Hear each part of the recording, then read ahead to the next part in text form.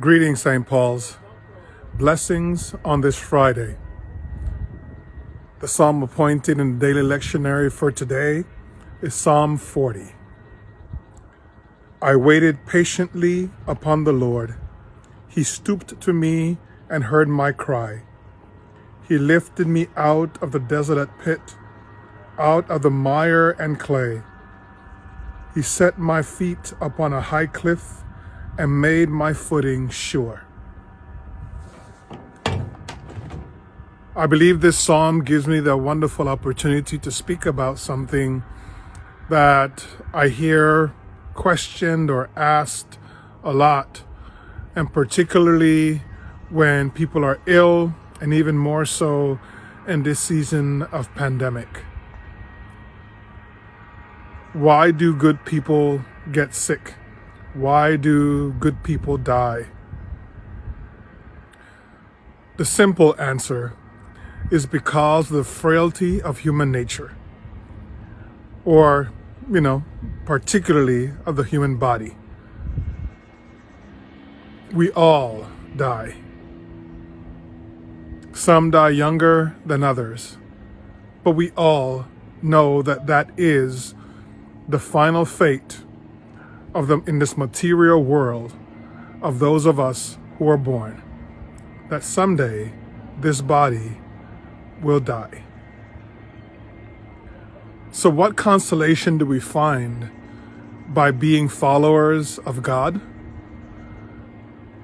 I believe that it is the simple fact that for those of us who believe in God and are in relationship with God, it is the understanding that while we live in this human body, we don't journey by ourselves.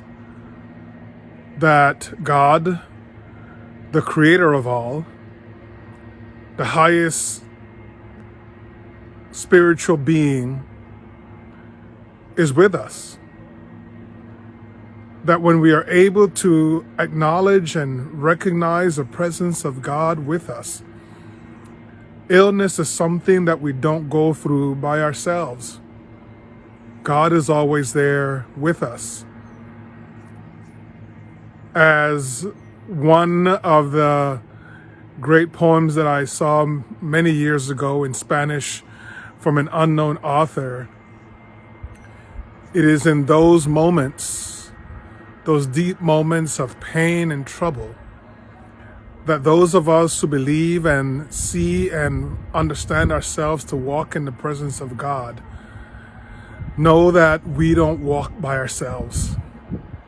That in those moments, God carries us in God's loving arms. It is a sense of hope. It is a sense of relief.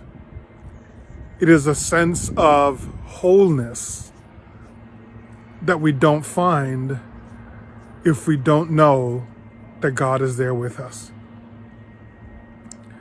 When I pray for the sick and for those who may be in the process of dying, one of the things I always pray for is for them to find wholeness. Wholeness means that a person is living not only fully into their physical being, but even more so into their spiritual being.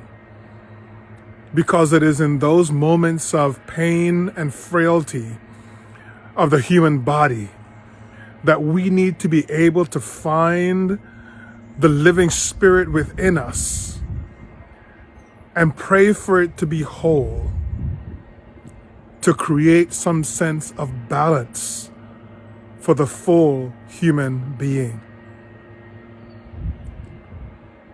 So my friends, yes, even those who are the most devoted to Jesus Christ and to the gospel will get sick and will die at some point.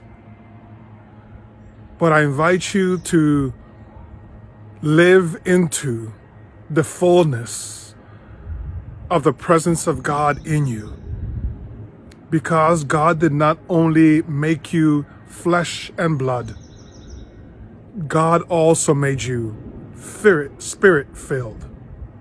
Spirit-filled.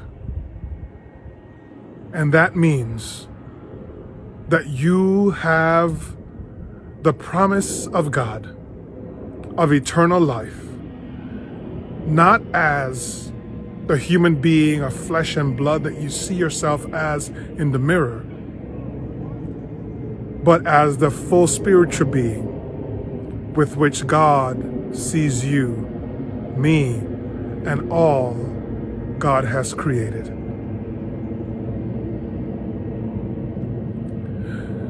Today is Friday, and therefore we'd like to remind us of all the offerings that St. Paul's has in place for this weekend.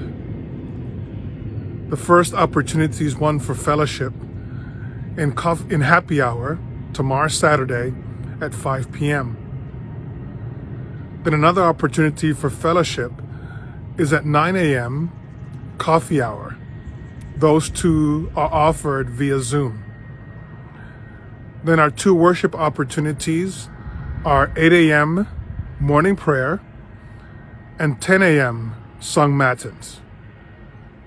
This weekend, as we have been able to move forward, they're going to be offered both through a Facebook live stream and through a Zoom gathering.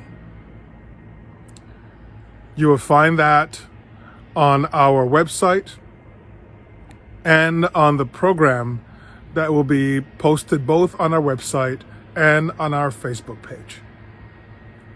Blessing St. Paul's. Have a wonderful weekend, and may God's blessing continue to shine in your life.